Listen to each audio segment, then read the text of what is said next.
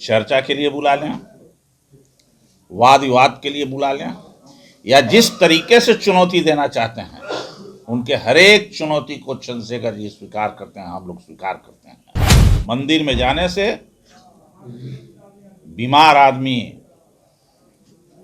निरोग नहीं होगा, हॉस्पिटल जाना होगा, डॉक्टर के पास जाना होगा, और हॉस्पिटल और डॉक्टर का निर्माण ज्ञान और पढ़ाई से होता है। पहले जानो और तब मानो।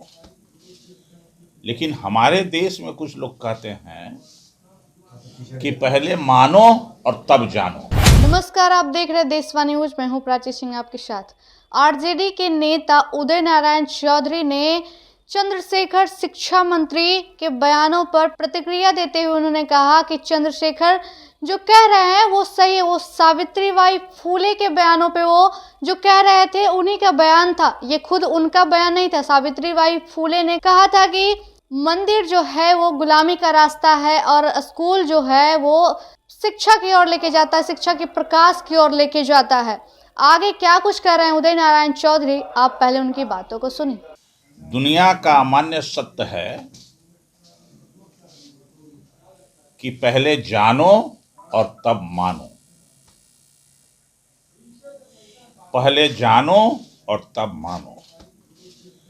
लेकिन हमारे देश में कुछ लोग कहते हैं कि पहले मानो और तब जानो। हमारे देश में कुछ लोग कहते हैं कि पहले मानो और तब जानो। इसीलिए हम लोग नारा देते हैं, जय विज्ञान जय संविधान, जय विज्ञान जय संविधान। लेकिन आज एक मैं भारतीय जनता पार्टी के प्रवक्ता का एक खबर देखा हूं, जिसने हमारे माननीय मंत्री श्री चंद्रशेखर यादव जी को, जो शिक्षा मंत्री हैं चंद्रशेखर यादव जी, उनको चुनौती देते हुए ये कहा गया कि आपको चलना फिरना बंद हो जाएगा आपका। मुझे बहुत आश्चर्य लगा इस तरह की चुनौती देना, और इसलिए उन्होंने चुनौती दिया। उनको कहा, कल एक सभा में, महती सभा थी, लाखों की भीड़ में, चंद्रशेखर जी ने कहा कि कलम का रास्ता, कलम के रास्ते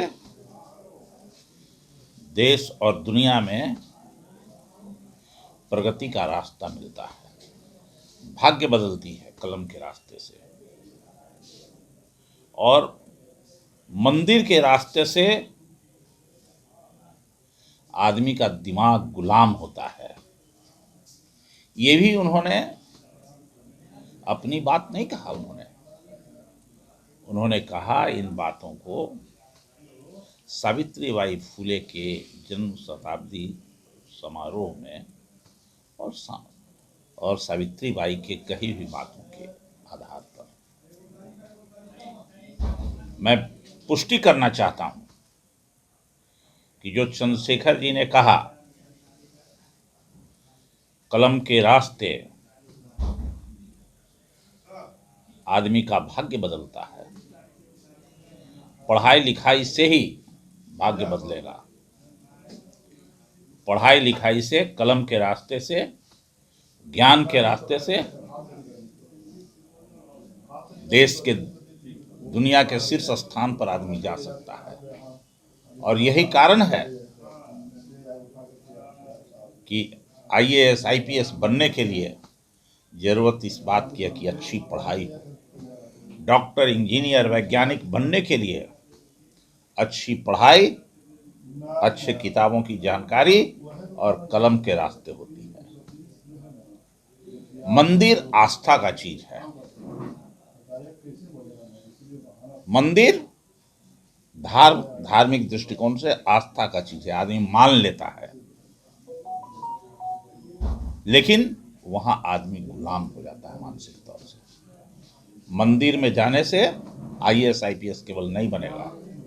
मंदिर में जाने से बीमार आदमी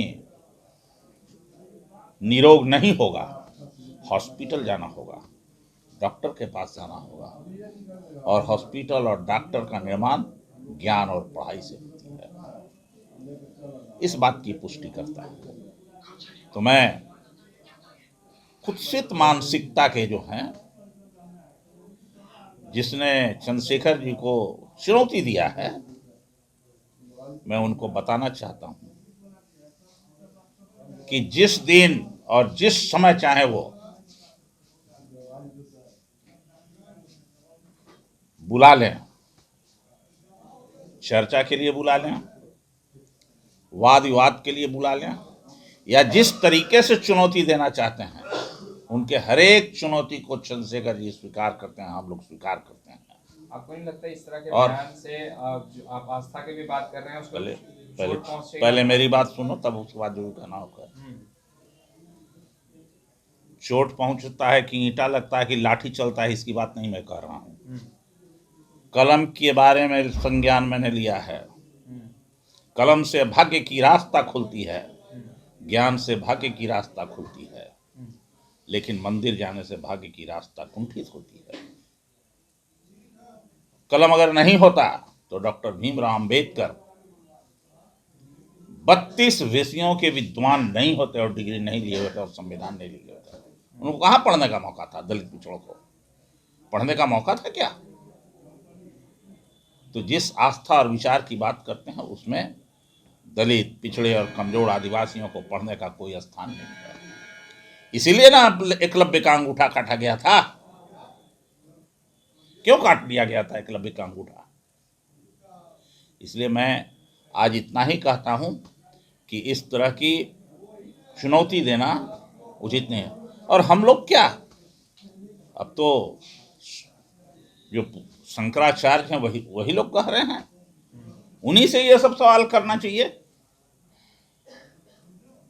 इसलिए मैं ये केवल कहना चाहता हूं उन्हीं के स्पिरिट में, उन्हीं के लहजे में, कि जहां चाहेंगे, जिस स्थान पर चाहेंगे, उनके चुनौती को स्वीकार करने के लिए चंद्रशेखर जी तैयार रहेंगे। तो आप राम को मानते हैं या नहीं?